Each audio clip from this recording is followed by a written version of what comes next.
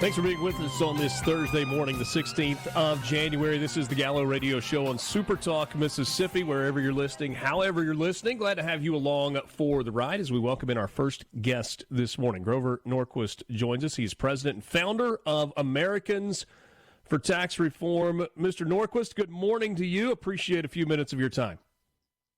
Good morning, Richard. Good to be with you. So let's start with Mississippi, because I think we are in an interesting debate right now in the state of Mississippi with the introduction of House Bill 1, which is the elimination of the state income tax. It's something that Governor Tate Reeves has been championing, and it's something that the House has picked up under the leadership of Speaker Jason White. Now, maybe a little bit of pushback or a little bit of a different plan on the Senate side of things, which is run by the Lieutenant Governor. Have you looked at the bill? What do you see in it? What do you make of it so far? Absolutely. A number of states have started to move to phasing their income tax first down to a single rate and then bringing it down to zero as revenue comes in from economic growth. And what Mississippi has put forward, what Governor Tate Reeves has supported for a number of years, along with Speaker Jason White, is to follow a model that other states have already been doing. You could look at North Carolina for 12 years. As revenue comes in, the rates go down. And so you don't get ahead of your ski tips. And we've got states like Iowa, which have moved more quickly, but they've been able to do so because they looked at what North Carolina and West Virginia and Tennessee have done to phase down their income taxes. So 8 states have no income taxes. 10 to 12 states have a governor, a legislative leadership that say we're going to zero, and a number of states in that 10 or 12. Iowa's well on its way, halfway. Arkansas has been reducing taxes each year with a commitment by their governor. We're going to zero. Yeah. So Mississippi's joining a pack of a dozen states that said we're moving to zero, and that's so important when businesses decide where should we put our next factory. And Grover, if it was just as simple as economic growth will offset the amount of money that's coming in from income taxes, it'll be a wash and everybody could move forward and you could feel great about it. But at least in our state, it's not that simple. Some of the revenue has to be replaced, and so there is kind of the moving of the pieces on the board a little bit to make sure everything works. But that includes an increase in sales tax locally. It includes a percentage sales tax on gas. I know you are for no new taxes, but I'm assuming that you also recognize that states have to have money to operate. Yes, and what you don't want to do is have any net tax increase. This is overall a significant tax cut every year into the future. Taxes are going down. There is some moving back and forth. One of the important things, if you're going to put more money into roads, you need legal, maybe even constitutional protections that money will not be hijacked. A lot of the states, you have politicians who go, oh, look at all the money in the road building thing. They take it out to spend on today's welfare programs. And then they come back and, oh, we run out of money. We got to raise the gas tax again. So just make sure that if you're committing the money to roads, that it doesn't end up building parks somewhere. Yeah. So it's got to be codified. I mean, you have to say when you're moving these, okay, this is law, this is how that it's going to be handled, and then follow through on that. Absolutely. Moving first, Mississippi's already taken the step to move to a single rate tax, 4.4% next year, 4.4% flat rate tax. That puts it in one of 15 states that have a single rate tax. That is one of the best protections taxpayers can have, because then the politicians, if they want to raise taxes, have to look at everybody in the state and say, we're going to raise everybody's taxes, at which point we're all listening. Okay? And when you go to cut, we're going to cut everybody's taxes from 4 to 3.5. Well, then everybody understands exactly what's what. You take envy out of the equation. Yeah.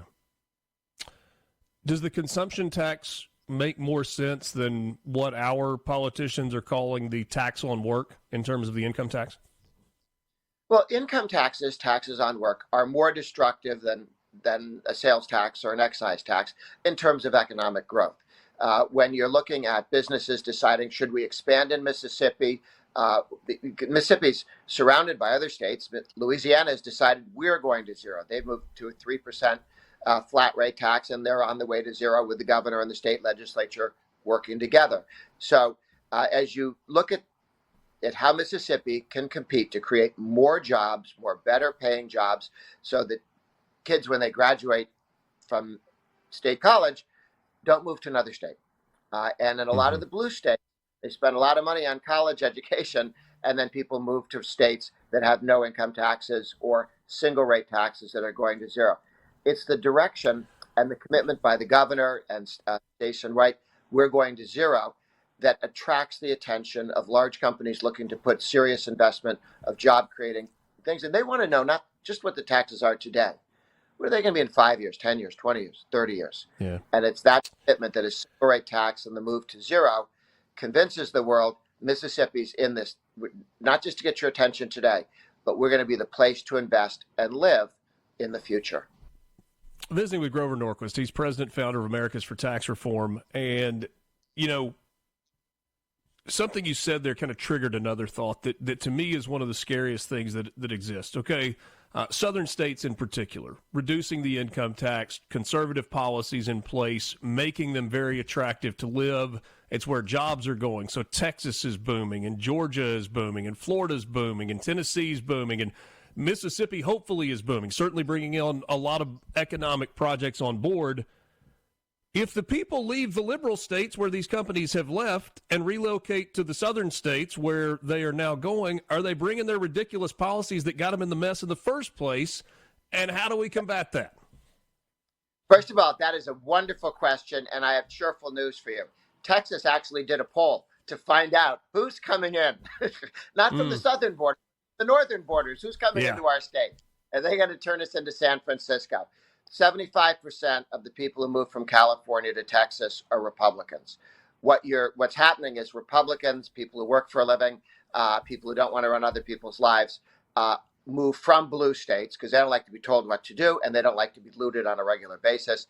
They're moving out. Before I emigrated to the United States, I used to live in Massachusetts. And in Massachusetts, in that state, and they moved to New Hampshire, right? And New Hampshire was worried, what they found was the most Republican part of New Hampshire is right across the border. Massachusetts people who hopped across the border, those are all the Republicans who cared about tax policy, and they've made the state more red. I don't know that we necessarily have time to really deeply get into this, but I'm curious when you hear President-elect Trump talk about tariffs as a revenue generation tool, and maybe even opine for 100 years ago when tariffs allowed us to not have an income tax at all as a country. What do you make of this? Because there are a lot of people that say his use of the word tariff is just a big scare tactic and he has no idea what he's doing. Does he?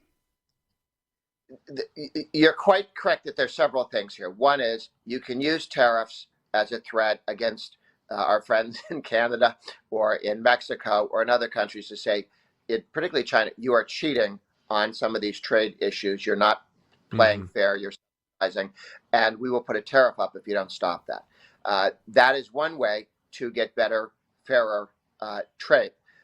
If you have to pull the trigger, it becomes very much, it's like nuclear weapons. They're very good for scaring people, but you really don't want to use them. But on the other hand, we used to fund much of the federal government by selling federal land. We got a lot of federal land to sell. That's a good idea. And with tariffs, but that's when the federal government was about 3% of GDP, not 20 to 25% of GDP. I would love to go back to where you could fund the federal government with the money you could raise on tariffs, or a very simple, smaller income tax. So it's an interesting question. The president's made it very clear that he's looking more at targeted tariffs rather than across the board. And in Washington, the focus on get the income tax rates down, get those business tax rates down, individual tax rates down, so we can have growth. When he cut the corporate income tax from 35, highest in the world, stupidest in the world, down to 21, which puts us sort of in the average, okay? Because you have state income taxes as well, corporate income taxes. When we did that, we had tremendous growth. 2019, 6.8% increase on a family's income in 1 year alone. That was huge, and that came from lower taxes on companies, which then invested more and hired more people and were able to pay people more. Huge growth that flowed the income tax cut there. And we're raising $100 billion more a year than projected with the higher rates in the past. Growth brings in revenue. Growth brings in revenue. Grover Norquist, president of Americans for Tax Reform. You got to come back on and visit again. You really piqued my interest with what you said about federal lands, or the sale of federal lands. Unfortunately, we're out of time. I hope we can carry on this conversation soon. Love to. Grover Norquist with Americans for Tax Reform joining us on the Gallo Radio Show. We'll take a quick time out. Appreciate his time. We're back with you right after this. This is Gallo on SuperTalk.